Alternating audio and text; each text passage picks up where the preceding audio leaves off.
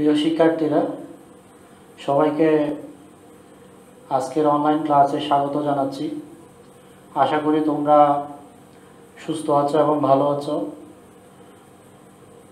তোমরা হয়তো জানো, শিক্ষা মন্ত্রণালয় ও মাধ্যমিক উচ্চশিক্ষা অধিদপ্তরের নির্দেশে সরকারি হাজী মোহাম্মদ মহসিন কলেজ চট্টগ্রামের পক্ষ থেকে তোমরা যারা নতুন একাদশ শ্রেণীতে ভর্তি হয়েছ, তাদের পড়াশোনা যাতে কোনো ধরনের বিঘ্ন না ঘটে, সেই জন্যেই অনলাইন ক্লাসের ব্যবস্থা করা হয়েছে। তোমরা ইতিমধ্যে অনেকগুলো ক্লাস করেছ। আজকে আমরা ব্যবসা সংগঠন ও ব্যবস্থাপনা প্রথম পত্রে দ্বিতীয় অধ্যায় নিয়ে তোমাদের সামনে আমি আলোচনা করব। অধ্যায়টির নাম হচ্ছে ব্যবসায় পরিবেশ।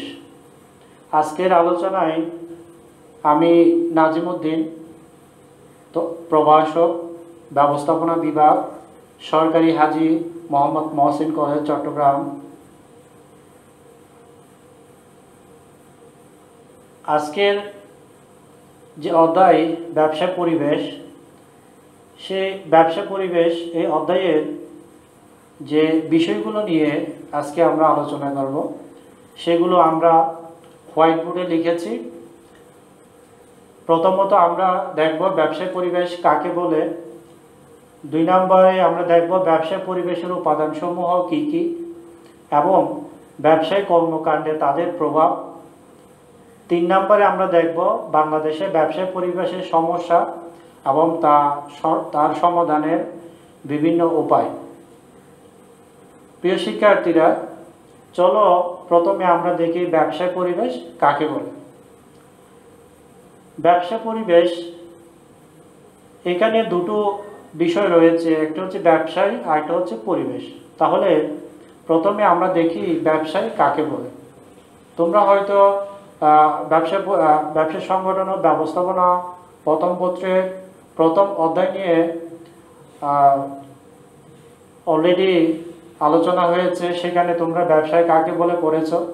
তারপর আমি তোমাদের একটু শেয়ার করব। ব্যবসা বলতে মূলত একটি প্রতিষ্ঠান যখন মুনাফা অর্জনের উদ্দেশ্যে কিছু বৈধ অর্থনৈতিক কর্মকাণ্ড সম্পাদন করে, তাকেই ব্যবসা বলা হয়। বৈধ অর্থনৈতিক কর্মকাণ্ডগুলো কি কি হতে পারে? যেমন একটি প্রতিষ্ঠান মুনাফা অর্জনের উদ্দেশ্যে বৈধভাবে উৎপাদন করবে, সেই উৎপাদিত পণ্য বা সেবাগুলো বন্টন করবে এবং ব্যবসায়িক যে অন্যান্য সহায়ক কার্যগুলি রয়েছে সেগুলো পালন করবে। এটি হচ্ছে মূলত ব্যবসায়। এরপরে আমরা দেখব পরিবেশ কাকে বলে। আমরা পড়েছি পরিবেশ বলতে আমাদের আশপাশে যা কিছু আছে তাই পরিবেশ, যেমন মানুষ, গাছপালা, নদী, নালা, পাহাড়, পর্বত ইত্যাদি। আমরা পরিবেশের সংজ্ঞাটি অন্যভাবে বলতে পারি যে পারিপার্শ্বিক অবস্থার মধ্য দিয়ে আমরা বেঁচে আছি এবং জীবন ধারণ করি, জীবন যাপন করি, তাকে আমরা পরিবেশ বলতে পারি। এছাড়াও পরিবেশ বলতে আমরা কিছু উপাদান বা শক্তি সমষ্টিকে বুঝি, যেগুলো প্রাণী জগৎ এবং বিভিন্ন প্রতিষ্ঠানের উপরে ইতিবাচক ও নেতিবাচকভাবে প্রভাব বিস্তার করতে পারে, যাদের উপর ভিত্তি করে একটি প্রাণীদের বংশ বিস্তার, সফলতা, ব্যর্থতা অনেকাংশে নির্ভর করে। তাহলে আমরা দেখলাম ব্যবসায় কি, পরিবেশ কি। এখন আমরা দেখব ব্যবসায় পরিবেশ কাকে বলে। তাহলে আমরা সহজে বলতে পারি যে পারিপার্শ্বিক অবস্থার মধ্যে দিয়ে ব্যবসায়িক কর্মকাণ্ড পরিচালিত হয়, নিয়ন্ত্রিত হয়, তাকে ব্যবসা পরিবেশ বলে। অথবা যে পারিপার্শ্বিক অবস্থার মধ্য দিয়ে একটি ব্যবসা প্রতিষ্ঠান গঠিত হয়, পরিচালিত হয়, তাকে ব্যবসায় পরিবেশ বলে। প্রকৃত অর্থে ব্যবসায় পরিবেশ বলতে পরিবেশে কিছু প্রাকৃতিক অপ্রাকৃতিক উপাদানকে বোঝাচ্ছে, যে উপাদানগুলো ব্যবসায়িক কর্মকাণ্ডকে প্রত্যক্ষ এবং পরোক্ষভাবে অর্থাৎ ইতিবাচক নেতিবাচকভাবে প্রভাবিত করতে পারে। প্রিয় শিক্ষার্থীরা, তাহলে আমরা দেখলাম ব্যবসা পরিবেশ কাকে বলে। এখন আমরা দেখব ব্যবসা পরিবেশের বিভিন্ন উপাদান এবং ব্যবসায়িক কর্মকাণ্ডে তাদের প্রভাব। প্রিয় শিক্ষার্থীরা, ব্যবসা পরিবেশের উপাদানগুলো আমরা তোমাদের সামনে লিখছি।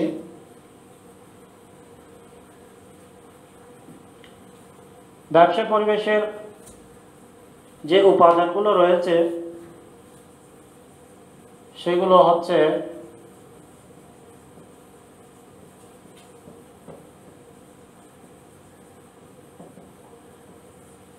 এক নাম্বার প্রাকৃতিক পরিবেশ, দুই নম্বরে আমরা লিখি অর্থনৈতিক পরিবেশ, তিন নম্বর সামাজিক পরিবেশ, চার নম্বর রাজনৈতিক পরিবেশ,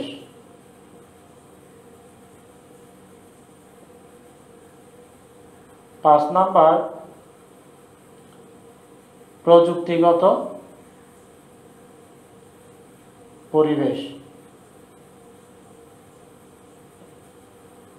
ছয় নম্বর সর্বশেষ সেটি হচ্ছে আইনগত পরিবেশ। আইনগত পরিবেশ। প্রিয় শিক্ষার্থীরা, তাহলে আমরা আবার দেখি ব্যবসা পরিবেশের উপাদানগুলো। আমরা লিখেছি এক নম্বরে প্রাকৃতিক পরিবেশ, দু নম্বরে আমরা লিখেছি অর্থনৈতিক পরিবেশ, তিন নম্বর আমরা লিখেছি সামাজিক পরিবেশ, চার নম্বর রাজনৈতিক পরিবেশ, পাঁচ নম্বর প্রযুক্তিগত পরিবেশ, ছয় নম্বরে আইনগত পরিবেশ। আশা করি শিক্ষার্থীরা তোমরা বুঝতে পেরেছ। তাহলে ব্যবসা পরিবেশে যে ছয়টি উপাদান এখানে আমরা দেখতে পাচ্ছি, সেই উপাদানগুলো কি এবং সেগুলো ব্যবসায়িক কর্মকাণ্ডকে কিভাবে প্রভাবিত করতে পারে প্রত্যক্ষ পরোক্ষভাবে বা ইতিবাচক নেতিবাচকভাবে, সেটি আমরা দেখব। তাহলে প্রথমে আমরা দেখি প্রাকৃতিক পরিবেশ। যে পরিবেশ জলবায়ু, মাটি, একটি দেশের অবস্থান, আয়তন ইত্যাদি সমন্বয়ে সৃষ্টি হয় তাকে প্রাকৃতিক পরিবেশ বলা হয়। বিশ্বের বিভিন্ন দেশে প্রাকৃতিক বা ভৌগোলিক পরিবেশ বিভিন্ন ধরনের হয়ে থাকে, যার দরুন ব্যবসায়িক কর্মকাণ্ডে ভিন্নতা পরিলক্ষিত হয়। যেমন নরওয়েতে মৎস্য শিল্প গড়ে উঠেছে প্রাকৃতিক পরিবেশের কারণে। আবার বাংলাদেশের কক্সবাজারে পর্যটন শিল্প গড়ে উঠেছে, সেটি প্রাকৃতিক পরিবেশের কারণে। দু নম্বর অর্থনৈতিক পরিবেশ। মূলত মানুষের আয়, সঞ্চয়, বিনিয়োগ, অর্থ ও ঋণ ব্যবস্থা, মূলধন ইত্যাদি সমন্বয়ে যে পরিবেশ গঠিত হয় তাকে অর্থনৈতিক পরিবেশ বলা হয়। অর্থনৈতিক পরিবেশের যে উপাদানগুলো যে দেশে যত বেশি ইতিবাচকভাবে প্রভাবিত করবে বা অনুকূলে থাকবে, সেই দেশ তত বেশি ব্যবসায়িক কর্মকাণ্ড প্রসারিত হবে এবং উন্নতি লাভ করবে। উদাহরণস্বরূপ আমরা বলতে পারি সিঙ্গাপুর, মালয়েশিয়া, দক্ষিণ কোরিয়া, বিভিন্ন দেশ আছে যাদের ওই অনুকূল অর্থনৈতিক পরিবেশের কারণে ব্যবসায়িক কর্মকাণ্ড বিস্তার লাভ করেছে এবং উন্নত দেশে পরিণত হয়েছে। তিন নম্বর সামাজিক পরিবেশ। সামাজিক পরিবেশ মূলত দুটি পরিবেশের সমন্বয়ে গঠিত। তার মধ্যে একটি হচ্ছে সাংস্কৃতিক পরিবেশ, দু নম্বর ধর্মীয় পরিবেশ। সামাজিক পরিবেশ বলতে মূলত সামাজিক আচার আচরণ, রীতিনীতি, ধ্যান ধারণা ইত্যাদিকে বোঝানো হয়। সামাজিক পরিবেশ ব্যবসায়িক কর্মকাণ্ড কিভাবে প্রভাবিত করতে পারে? মনে করো একটি দেশ পণ্যে ভেজাল দেয় না, বা আমরা বলতে বিশ্বের অনেক দেশ আছে যারা অনেক বেশি সৎ, তারা পণ্য ক্রেতার কাছে যখন পণ্য বিক্রি করে তখন তারা ভেজাল দেয় না। আবার অনেক দেশ আছে যারা পণ্যে ভেজাল দেয়। তাহলে এটি হচ্ছে মূলত একটি সাংস্কৃতিক পরিবেশ বা সামাজিক পরিবেশের একটি প্রভাব, অর্থাৎ সততা এবং অসততার একটা বিষয়, যেটি মূলত সামাজিক বা সাংস্কৃতিক পরিবেশ থেকে আসছে। 2 নম্বর ধর্মীয় পরিবেশ। ধর্মীয় পরিবেশটা মূলত ধর্মীয় আচার আচরণ, রীতিনীতি, ধর্মীয় ধারণা, বিশ্বাস ইত্যাদি সমন্বয়ে গঠিত হয়। ধর্মীয় বিশ্বাসের কারণেই বিশ্বের বিভিন্ন দেশে ব্যবসায়িক কর্মকাণ্ড বিভিন্ন ধরনের হয়ে থাকে। একটি সহজ উদাহরণ যদি তোমাদের দিই তাহলে তোমরা সহজেই বুঝতে পারবে কিভাবে ধর্মীয় পরিবেশ ব্যবসায়িক কর্মকাণ্ডকে ইতিবাচক বা নেতিবাচকভাবে প্রভাবিত করতে পারে। যেমন বিশ্বের অমুসলিম অনেক দেশেই গোমাংসের ব্যবসা নিষিদ্ধ বা নিরুৎসাহিত করা হয়। আবার কোনো কোনো দেশে মুসলিম দেশগুলোতে সাধারণত গোমাংসের ব্যবসাকে উৎসাহিত করা হয় বা জমজমাট ব্যবসা হয়ে থাকে। তাহলে এর যে ভিন্নতা, এটার মূল কারণ হচ্ছে ধর্মীয় বিশ্বাস। প্রিয় শিক্ষার্থীরা, আশা করি আমরা বুঝতে পেরেছি সামাজিক পরিবেশ কি এবং সেটি কিভাবে ব্যবসায়িক কর্মকাণ্ডকে প্রভাবিত করতে পারে। এরপর আমরা দেখি রাজনৈতিক পরিবেশ। রাজনৈতিক পরিবেশ বলতে মূলত রাজনৈতিক দলসমূহ, রাজনৈতিক নেতৃত্ব ক্ষমতা, রাজনৈতিক স্থিতিশীলতা অস্থিতিশীলতা ইত্যাদিকে বোঝানো হয়।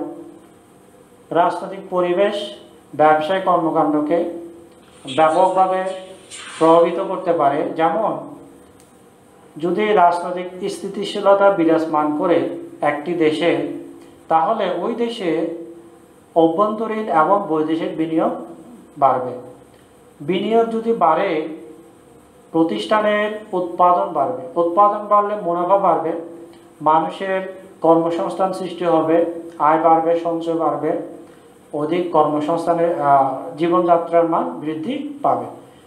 আবার ঠিক উল্টোভাবে যদি রাজনৈতিক অস্থিতিশীল পরিবেশ সৃষ্টি হয়, তাহলে বিনিয়োগ কমে যাবে, মূলধন কমে যাবে, উৎপাদন কমে যাবে, মানুষের জীবনযাত্রার মান নিম্নমুখী হবে। প্রিয় শিক্ষার্থীরা, আশা করি তোমরা বুঝতে পেরেছ রাজনৈতিক পরিবেশ কি এবং কিভাবে ব্যবসায়িক কর্মকাণ্ডকে প্রভাবিত করে। রাজনৈতিক পরিবেশের একটি ভালো উদাহরণ হচ্ছে মালয়েশিয়া, সিঙ্গাপুর।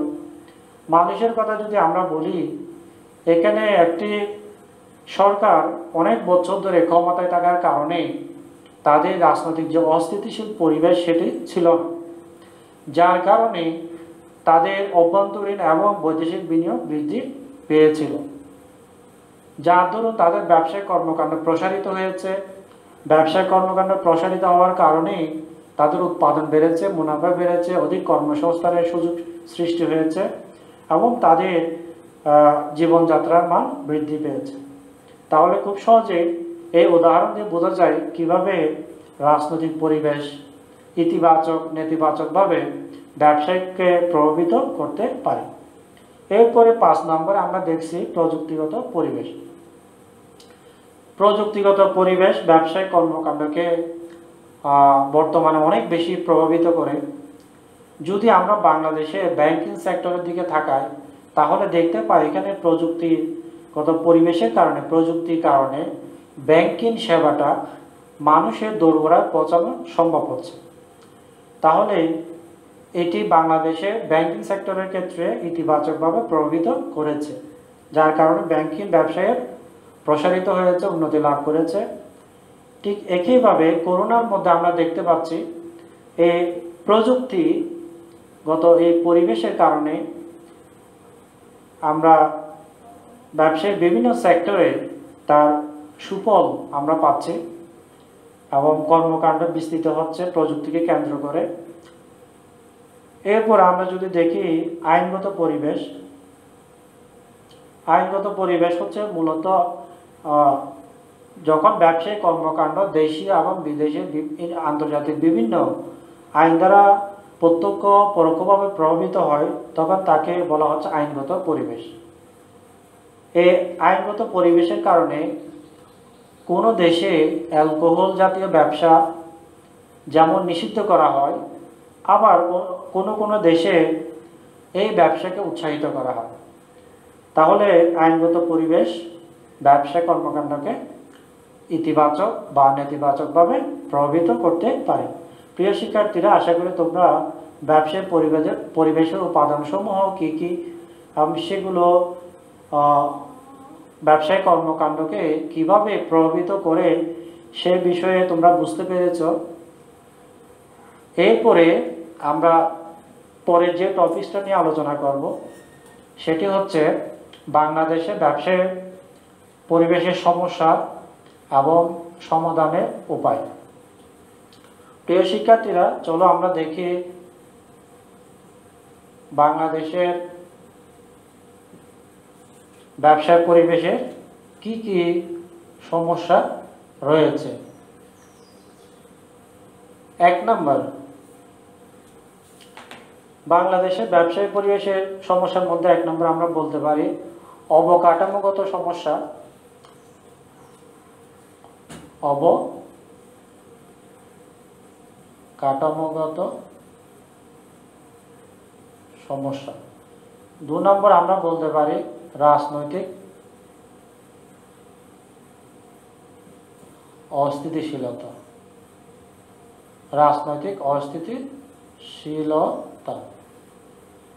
3 নম্বর আমরা বলতে পারি অর্থনৈতিক বাধা। 4 নম্বরে আমরা বলতে পারি শিক্ষা ও সচেতনতার অভাব।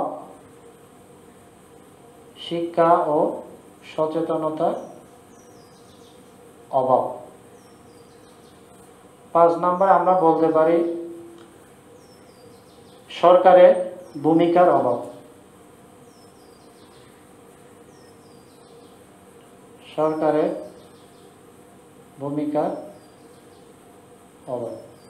তাহলে প্রিয় শিক্ষার্থীরা, তোমরা দেখো বাংলাদেশের ব্যবসা পরিবেশের সমস্যাগুলো কি কি।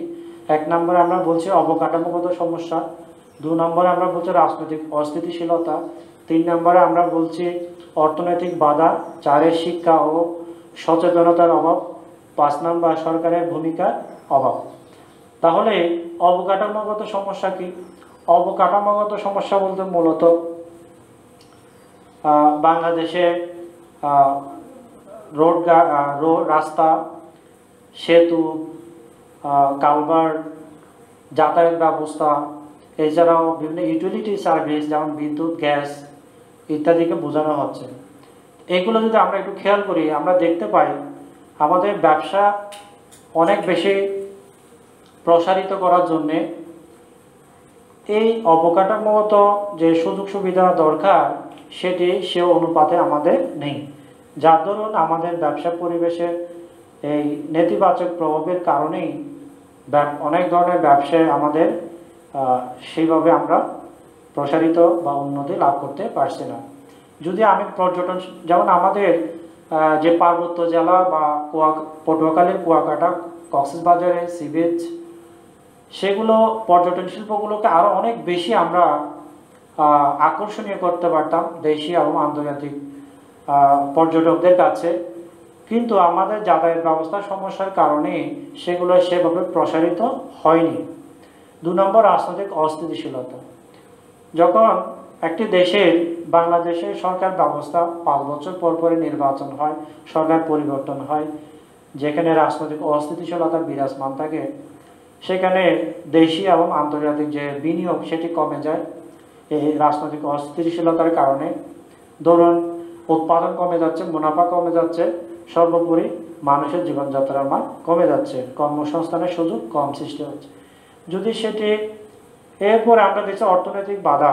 ব্যবসা কর্মকাণ্ডকে প্রসারিত করার জন্য অনেক সময় আমাদের অর্থের প্রয়োজন হয়, ঋণের দরকার হয়, কিন্তু আমাদের যে আর্থিক বা সহযোগী প্রতিষ্ঠানগুলো রয়েছে সেগুলো সেভাবে সাপোর্ট দিতে পারছে না, বিধায় আমাদের ব্যবসায়িক কর্মকাণ্ড যেভাবে প্রসারিত হওয়ার কথা সেভাবে হচ্ছে না। তো সেটি একটি বড় বাধা। এরপরে 4 নম্বরে আমরা দেখতে পাচ্ছি শিক্ষা ও সচেতনতার অভাব। বাংলাদেশ একটি জনবহুল দেশ। এই দেশের মানুষকে যদি মানব সম্পদে বা হিউম্যান রিসোর্সে পরিণত করা যায় চীন বা জাপানের মতো, তাহলে আমরা উন্নত দেশে আরোহণ করতে পারি। কিন্তু আমাদের যথেষ্ট শিক্ষা এবং সচেতনতার অভাবে, বিশেষ করে কারিগরি শিক্ষার অভাবে, যথাযথ নীতিমালার অভাবে আমরা মানব সম্পদে রূপান্তরিত হতে পারছি না, জনসংখ্যায় থেকে যাচ্ছি, যার কারণে এটি একটি বড় বাধা আমাদের ব্যবসায়িক কর্মকাণ্ড প্রসারিত না হওয়ার পেছনে। তাহলে সেটিও আমাদের নেতিবাচকভাবে প্রভাবিত করছে বিভিন্ন প্রতিষ্ঠানকে। এরপরে সরকারের ভূমিকার অভাব। সরকারের ভূমিকার অভাব বলতে মূলত সরকারের যথাযথ নীতিমালা, রপ্তানি ব্যবসা বান্ধব নীতিমালা, রপ্তানিমুখী নীতিমালা, এগুলো যদি ঠিকভাবে নেওয়া না হয় তাহলে অনেক সময় ব্যবসায় বাধাগ্রস্ত হয়। তাহলে এই হচ্ছে বাংলাদেশের ব্যবসা পরিবেশের সমস্যা। আর যদি সে সমস্যাগুলো সমাধানে আমরা চেষ্টা করি তাহলেই আমরা দেখতে পাই সমাধান। তাহলে আমাদের অবকাঠামোগত সমস্যা দূর করতে হবে। অবকাঠামোগত সমস্যা দূর করতে হবে। 2 নম্বর রাজনৈতিক অস্থিতিশীলতা, সেটি স্থিতিশীল হতে হবে। 3 নম্বর অর্থনৈতিক বাধা দূরীকরণ। 4 নম্বর শিক্ষা ও সচেতনতা বৃদ্ধি।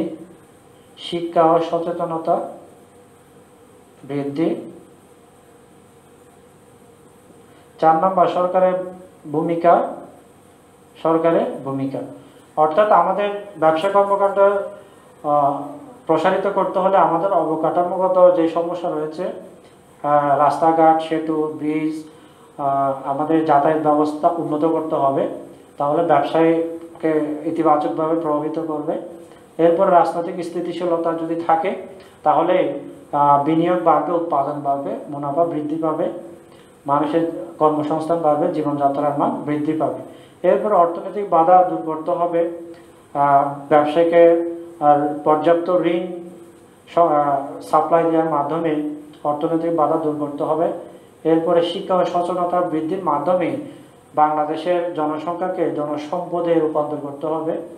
সরকার রপ্তানিমুখী নীতিমালা এবং ব্যবসা বান্ধব নীতিমালা প্রণয়নের মাধ্যমে ব্যবসায়ের প্রসারের ক্ষেত্রে গুরুত্বপূর্ণ ভূমিকা পালন করতে পারে। প্রিয় শিক্ষার্থীরা, তাহলে আজকে আমরা দেখলাম ব্যবসা পরিবেশের যে পয়েন্টগুলো আমরা আলোচনা করেছি সেগুলো আমি আরেকবার বলছি।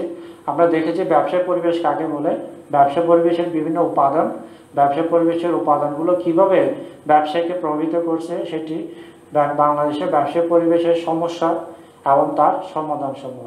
আশা করি তোমরা বুঝতে পেরেছ। তোমাদের সবার সুস্বাস্থ্য কামনা করে আজকে এখানে আমার ক্লাস সমাপ্তি করছি। সবাই সুস্থ থাকবা, ভালো থাকবা।